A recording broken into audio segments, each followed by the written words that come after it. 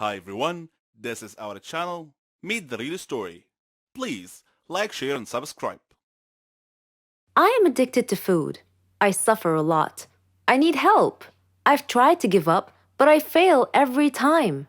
Hamburgers. Who can give up eating hamburgers, especially with barbecue sauce? I didn't mind this kind of addiction, but I'm getting ahead of myself. Let me begin by introducing myself. I am Patricia, 15 years old, living with my parents and my brother. I lead a quiet life. No interests, no hobbies, except for eating, that is. Food is my faithful friend. It never leaves me. It is my partner, my soulmate. But having food as your soulmate has insidious side effects. A dark side, if you will. It denies me a healthy life, robs me of the energy to play, and causes me to sleep excessively. I would much rather stay at home with a bag of potato chips than go out and exercise. My soulmate ultimately betrayed me, though, last Thanksgiving at my granny's home. She lives in a state nearby. Granny was a clever doctor, and an excellent cook at that. She could conjure up something really delicious. On that day, she had prepared barbecue turkey with nuts and other secret recipe ingredients. The taste was so great, as if it had descended from heaven itself. I felt like I was fighting a food war, and I had to win at all costs. I ate and ate and ate. I don't know why, but I just couldn't control myself. I attacked that turkey like it was the last on the planet. But every culinary war with a worthy adversary, such as the barbecued turkey, has its own unique type of casualties. Suddenly, I found myself unable to breathe. I fell to my knees and passed out. The turkey had won. I woke up later in the hospital, though, still clinging to an unfinished turkey leg. The doctor told me that I was gaining way too much weight. He said that I should be put on a diet. Diet? Man, how I hated that word. It hung over my head like the sword of Damocles. It meant depriving me of my passion, my reason for living. I considered eating vegetables in small amounts to be the worst form of cruel and unusual punishment, the worst form of torture imaginable. Imagine thinking of a wonderful, greasy, cheese-laden pizza with all the toppings, and then suddenly opening your eyes to find a healthy green salad bowl. But I had reached a turning point in life. One day, my brother was playing on the street, while I was sitting at home gazing longingly at a tempting piece of cheesecake, just sitting there, taunting, daring me to eat it. I struggled mightily to resist the urge, but in the end I succumbed and wolfed it down like a starving animal. Shortly afterwards, I began feeling dizzy, but I was unable to call for help this time, and then I passed out again. I was taken to the hospital. While lying in the hospital bed, half conscious, I overheard the doctor say to someone, "She needs to stop eating or it will be the death of her." I thought to myself, whoa, death? So I made up my mind right then, right there. I resolved to fight a new war, a war against my appetite. On our way back home, I told my father that I wanted to see a nutritionist. He was delighted to hear that. Later, at the clinic, the doctor welcomed us in. She told me how to overcome my eating fetish. She gave me a strict diet regimen with a schedule full of healthy meals. I kept telling myself that winning this war was possible.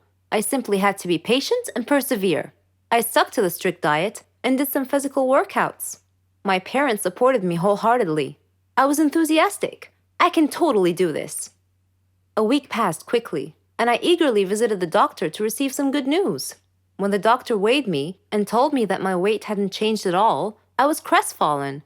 She looked at me and asked me, how was this possible? I told her I didn't know, because I was following her diet thoroughly, though it did require a tremendous effort on my part. Another week passed, and again I went to the doctor. The results were the same. She said to me, "Patricia, are you sure you're following the diet I prescribed for you?" I said yes. She sat there wondering.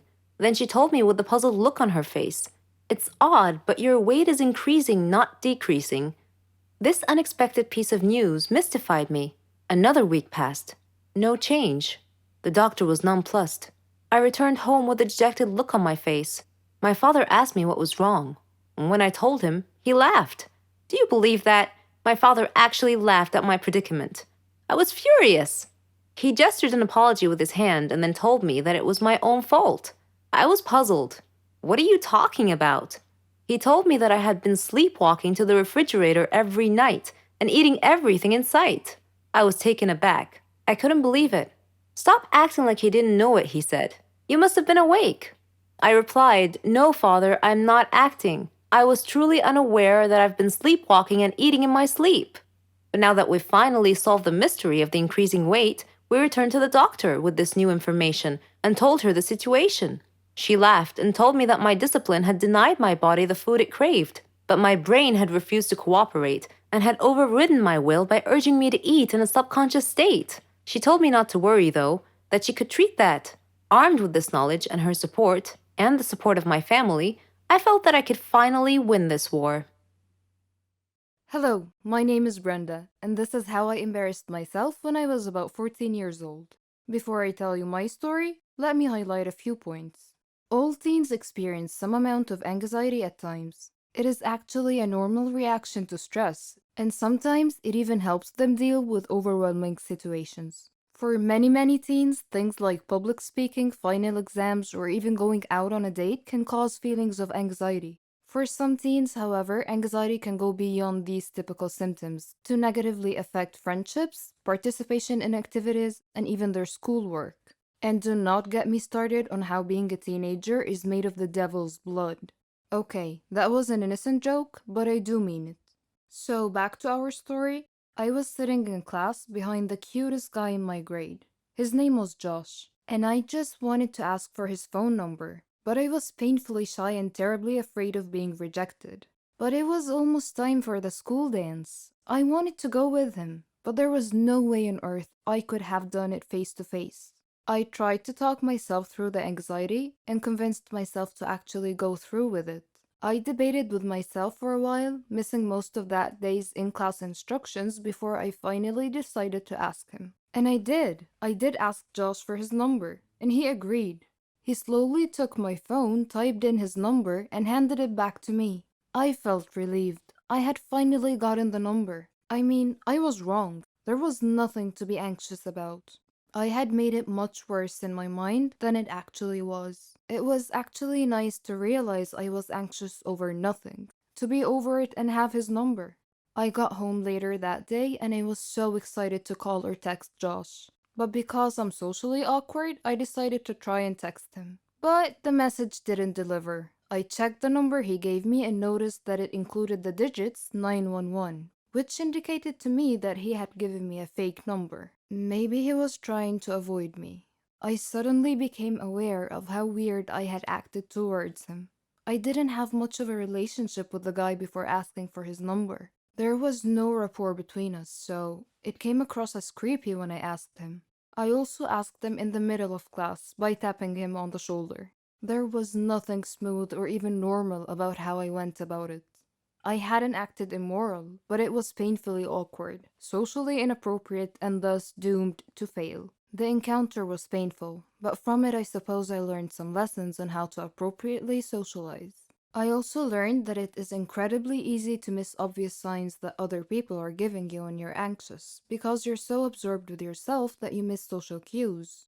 Looking back at how he was clearly uncomfortable with my request, which he made clear by not smiling and by hesitating in agreeing to type the number. Had I gotten out of my head and paid attention, I might have noticed how he was acting and how that clearly reflected how he felt about me and our interaction. It makes me question, is having high functioning anxiety easier than being trapped in your own shell, frozen with anxiety? It may be the lesser of two evils, but for me this experience turned into purpose, and it built my self-confidence. I see it as a step, but then improving self-esteem and self-worth will have you high-functioning without anxiety.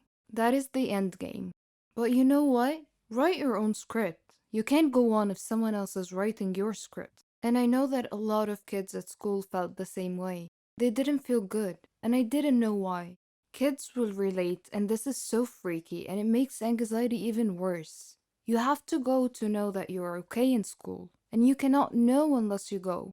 Getting over anxiety is not some hippie mumbo jumbo, and it took me years to get over what I call life fright. And I learned that the very hard way. Now, does the devil joke make sense?